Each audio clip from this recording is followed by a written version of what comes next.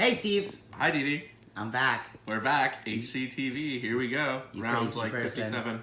I'm more normaler than you. Yeah, right. Okay. Okay. We'll let her win this time. Lab So- 257 Take a good look at that ring. That ring is smoky quartz. is smoky quartz and sterling silver. Yep. Yeah, I don't know if you guys noticed, but we're doing a lot of men's rings because the men are bugging me. They're like, come on, Dede. but the women can I use don't them want too. to wear pretty flower earrings. The women can wear them too. on a Yeah, necklace if every they want piece we're showing you, anybody can use it, but Yeah. it's just more in the... to. Of a men's style ring. men's style. Now this one's probably about a 10. Okay, so this is size 10. So that Smoky quartz. So there is a secret laboratory called Lab 257 on Plum Island, and not a lot of people know about it. I do. But yeah, the people that do know about it, it's a very terrifying place. It was taken over by the Department of Homeland Security not so long ago. I think maybe, I forget, 2002, I believe. It was good amount of years ago. The American government bought it in 1899, and it was originally a submarine lookout, and then it was turned into a chemical warfare, like biological research.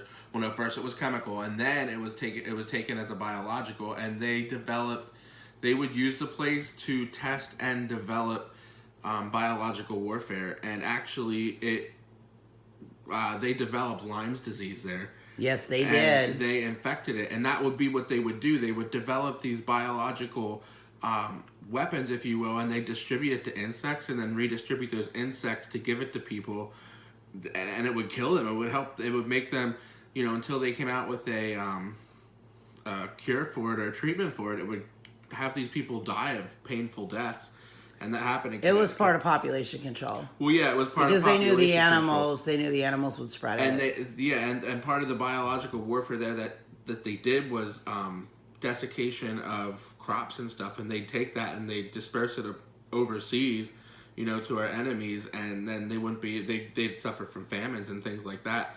So, but they didn't have really good security there, though. Trust me, they don't have good security there, and they had a breach one time in one of the rooms, and they actually used duct tape to try to seal it up.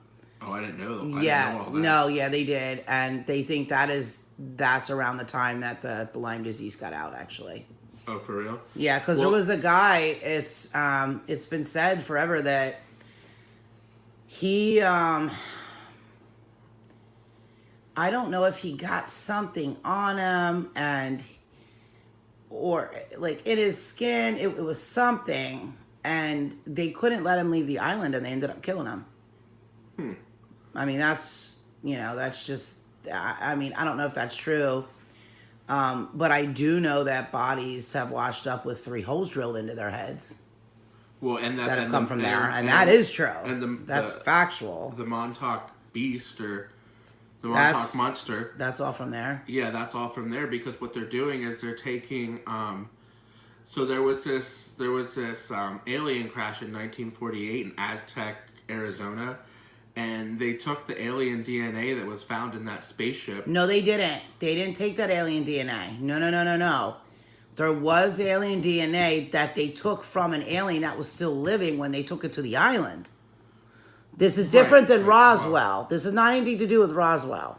Well, I mean... It's not the Roswell crash. It's one that's not as known, but if you guys do research, you can find out about it. Right. And also, the Freedom of Information Act has released some information on it.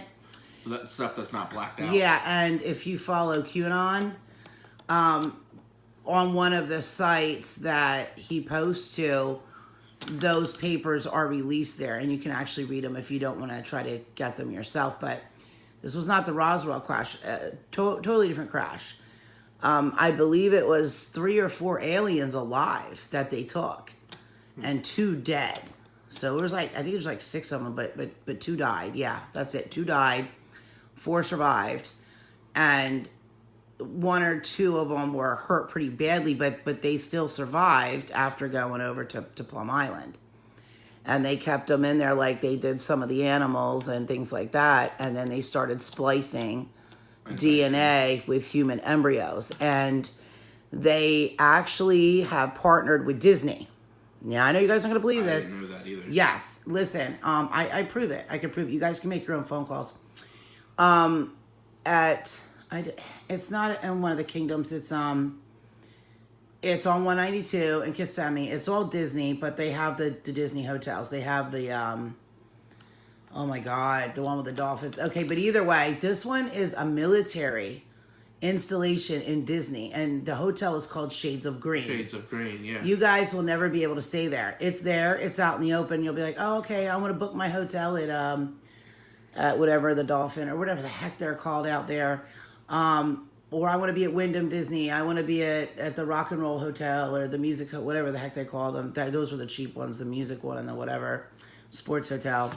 But they have a ton of them. But if you say I want to book at Shades of Green, it's not happening. Right. All they're going to tell you is, oh, we're just booked. We're booked.